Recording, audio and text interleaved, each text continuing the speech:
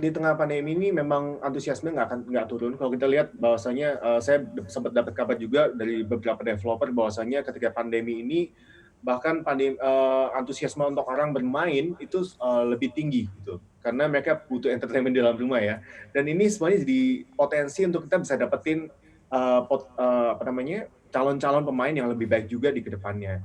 Dan dengan adanya liga yang tidak mati, tetap berjalan dengan langsung walaupun dirubah dengan konsepnya menjadi online, itu membuat orang juga punya ajang untuk mereka bisa menunjukkan bakat mereka masing-masing. Nah, ini adalah Mhm. salah satu, wadah, salah satu kesempatan di mana tim-tim e-sports di Indonesia untuk bisa melihat lebih jauh sebetulnya, bisa melihat Mhm. lebih baik lagi, calon-calon bibit-bibit, apa namanya, pemain-pemain yang terbaik di Indonesia, betul. Mhm. Kalau tadi Anda mengatakan bahwa yang dari offline terus kemudian menjadi online, Indonesia juga menjadi salah satu Ya. e-sport yang terkuat begitu di Southeast Asia.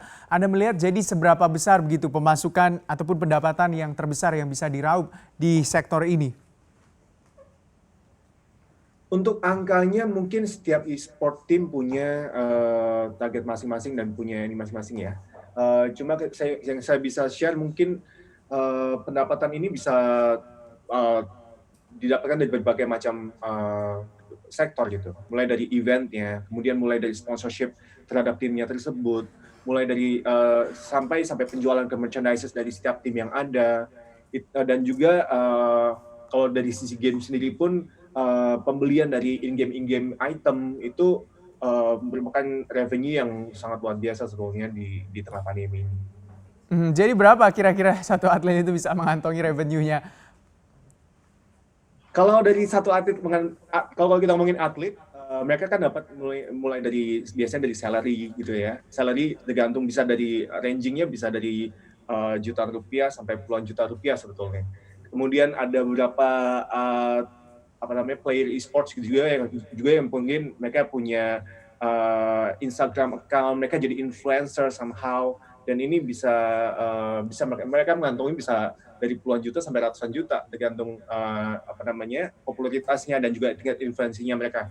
Kemudian kalau kita ngomongin tentang, streaming juga, pemain-pemain e-sports yang terkenal gitu, yang punya fans fans yang cukup baik gitu ya, mereka bisa, membawa pulang sebenarnya, juga nilai yang cukup banyak sebetulnya, kita bisa bilang dari puluhan juta sampai ratusan juta juga, gitu. Mhm. Nah, Onyx Esports ini menjadi salah satu tim begitu yang paling baik begitu performanya juga di Indonesia. Bagaimana sih sebenarnya untuk Onyx Esports ini membibit para atlet, terus melakukan pelatihan juga? Berapa sih biaya yang harus dikeluarkan oleh Onyx? Waduh.